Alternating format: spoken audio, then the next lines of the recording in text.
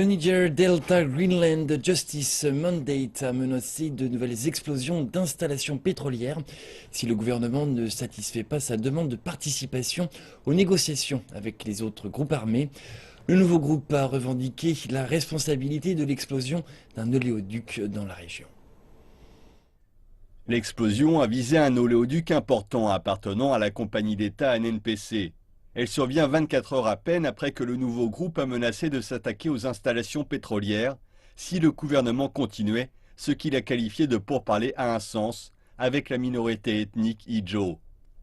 Le delta du Niger est habité par quelques 31 millions de personnes issues d'une quarantaine de groupes ethniques, dont une majorité de Ijo. Jusqu'à présent, les Vengeurs du delta du Niger étaient le principal groupe armé à s'en prendre aux installations pétrolières. Mais l'émergence du NDJJM augure de nouveaux problèmes pour le gouvernement. Et d'autres groupes armés pourraient emprunter le même chemin. Lors du dernier décompte, on comptait 22 groupes armés dans le delta du Niger et c'est déjà difficile à suivre. Nous ne savons pas exactement qui ils sont, mais bien sûr, le fait est qu'une grande partie de la jeunesse est au chômage dans la région. Donc, il est facile pour ces jeunes qui étaient auparavant employés pour soit protéger les oléoducs, soit fournir des services aux compagnies pétrolières et gazières de se rassembler et de commencer à faire exploser des oléoducs.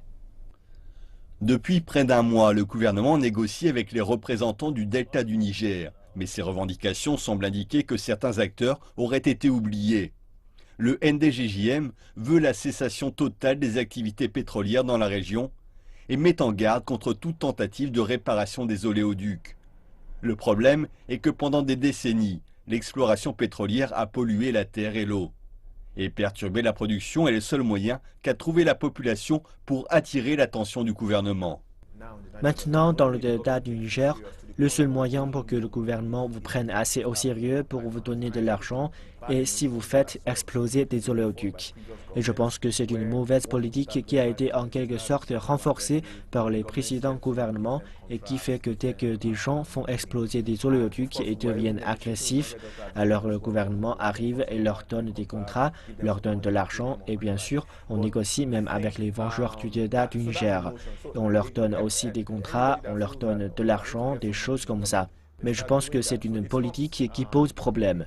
Regarde, je vais avoir de l'argent du gouvernement et ils commencent à faire exploser des choses pour ça. Donc, c'est probablement les mêmes personnes qui ont fait encore et encore de nouveaux groupes. Étant donné la difficile situation que traverse le Nigeria, il reste à espérer que le gouvernement trouve le moyen de mettre fin à la crise du delta du Niger et de sauver l'économie de la faillite.